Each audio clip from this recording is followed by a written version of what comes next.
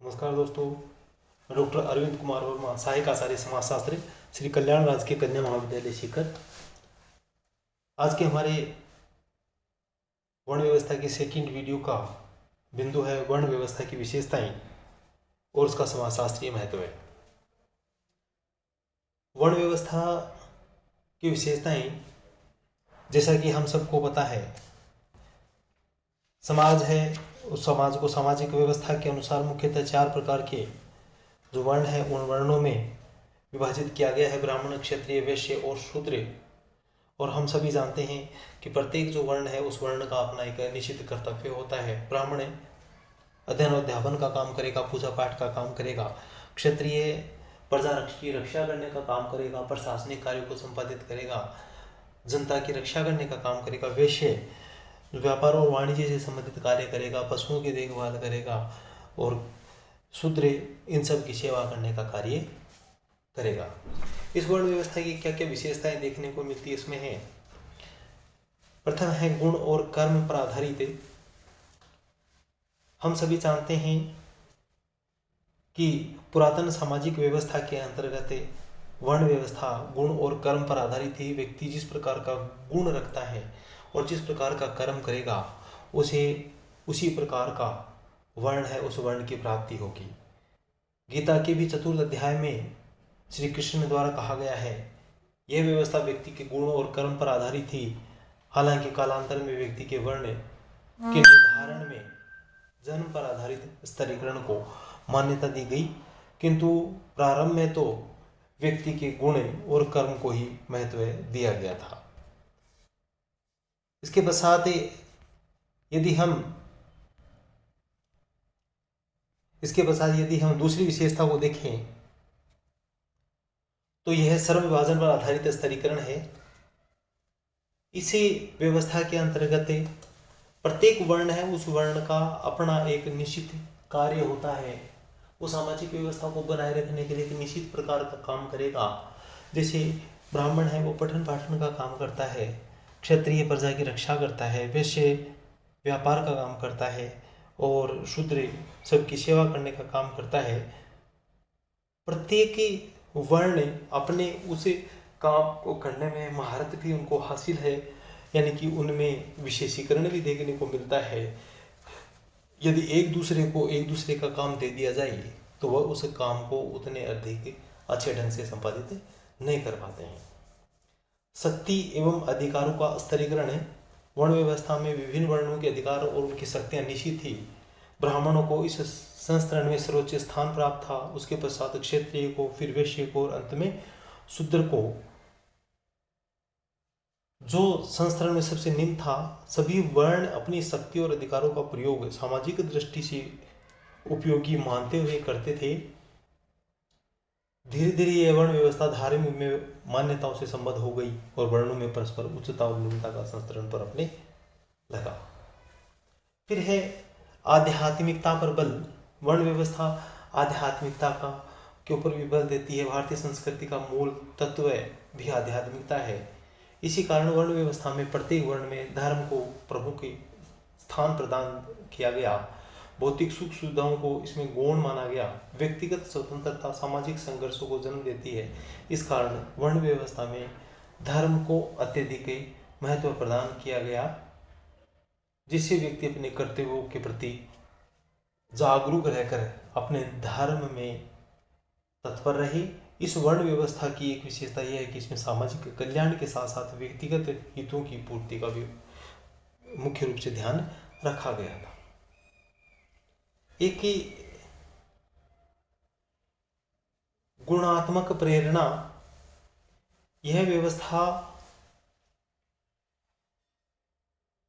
प्रत्येक व्यक्ति को इसके लिए प्रेरित करती है कि वह धीरे धीरे अपने वर्ण धर्म की अनुपालना करे।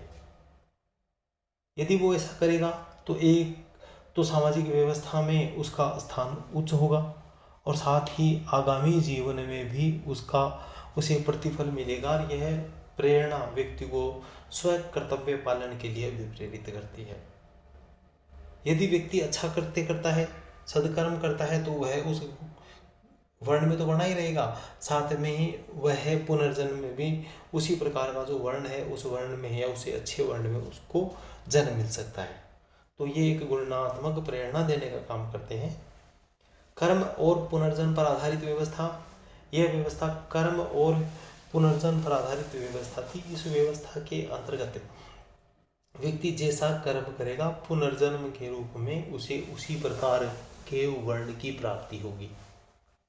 वर्ण व्यवस्था में पुनर्जन्म की धारणा और कर्म के सिद्धांत पर अधिक बल दिया गया और इसके पीछे भी भावना यही रही कि ईश्वरीय शक्ति से संबंधित पुनर्जन्म की धारणा कर्म के सिद्धांत के कारण व्यक्ति अपनी सामाजिक स्थिति से संतुष्ट रहे और अपने कर्तव्यों को ढंग से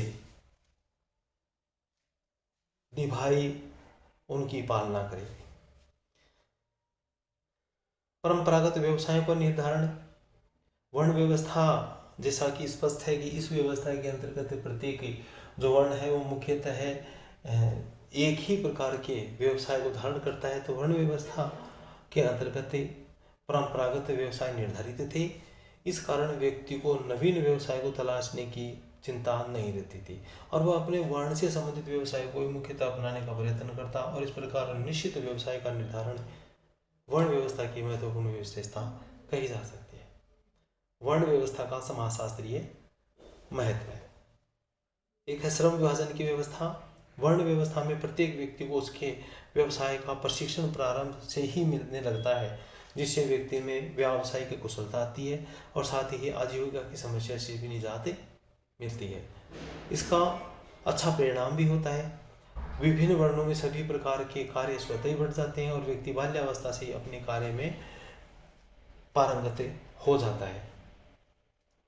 एक है समानता की भावना का विकास है। इस व्यवस्था में हालांकि अलग अलग वर्णों के अलग अलग काम होते हैं, लेकिन एक समान वर्ण में सभी एक समान होते हैं। प्रत्येक वर्ण के कार्यों को सामाजिक दृष्टि से समान महत्व दिया जाता है। इससे समाज में एक आदर्श व्यवस्था विद्यमान होती है।